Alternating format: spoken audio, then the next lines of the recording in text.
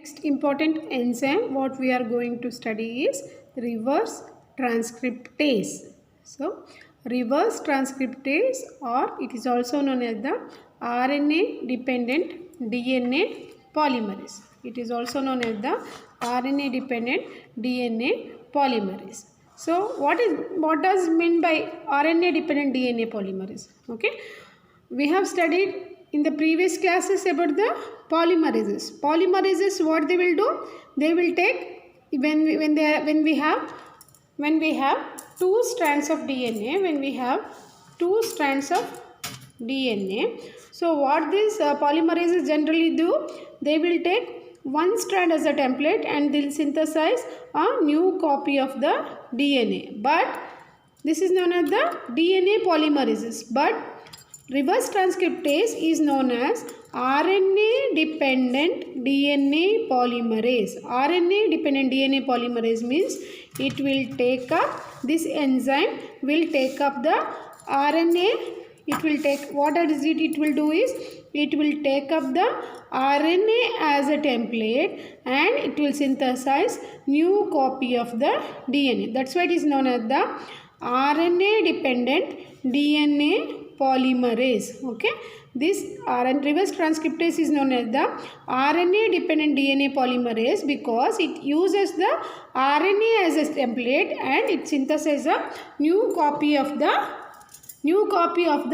DNA. Okay, so new copy of the DNA. Okay, so it will take up, so it synthesizes the new copy of DNA. So what it does is, it will synthesize a new copy of the DNA by taking RNA as the template. It will take up, that's why it is known as the RNA dependent DNA polymerase, because this is the enzyme that synthesizes new copy of DNA by taking RNA as the template. So whatever the new copy of the DNA is formed, that is known as the complementary DNA. The new copy of the DNA that is obtained by synthesis, by taking the RNA as template, is known as the complementary DNA. The DNA which is obtained by taking the RNA as template is known as the complementary DNA, and this process is known as the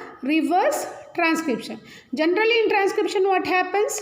Transcription means what? Synthesis of RNA. So from the DNA, if you get RNA, then it is known as what? Transcription. So if from the RNA, if you are getting the DNA, it is known as the reverse transcription. Okay, if you are getting the RNA from the DNA, it is known as the transcription. And if you are getting the DNA that is in the reverse direction from the RNA, it is known as the reverse transcription. Okay, this RNA transcriptase, so reverse transcriptase, what it will do? It will be involved in the reverse transcription process. They are involved in the reverse transcription process. Now the question arises is, what is the use of this reverse transcription? Where do we come across this particular reverse transcription pattern? So this reverse transcription is present in retroviruses. Retroviruses means these viruses will be having the retroviruses are having the RNA as the genetic material. You know that virus does not replicate by itself. It has to enter into the host cell. So all the organism except the viruses, they will be having the DNA as the genetic material. So that's why, so what happens? So we know that viruses, what they will do? They will come and they will attach to the host DNA. They release their DNA and the DNA will associate it with the host DNA.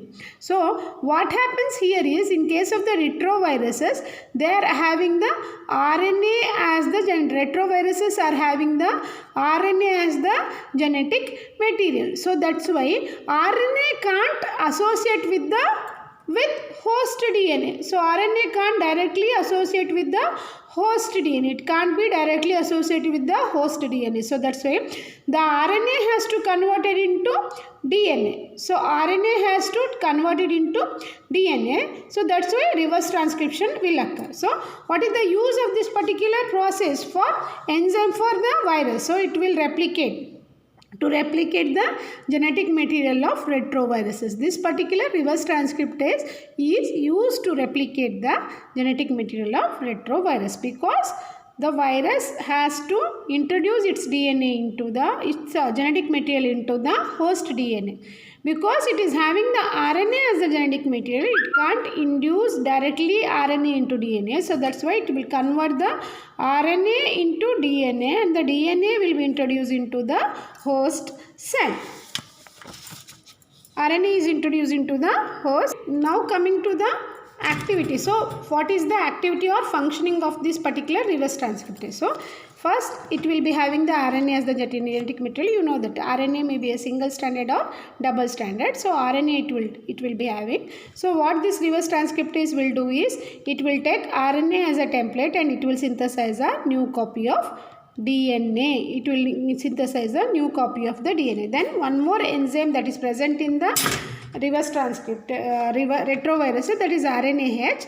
It will cleave that particular removes the RNA from the DNA RNA hybrid, and later another strand of the DNA is synthesized to give rise to the cDNA or the complementary DNA. cDNA means complementary DNA. cDNA means, what does it means? It means complementary DNA. Complementary means what?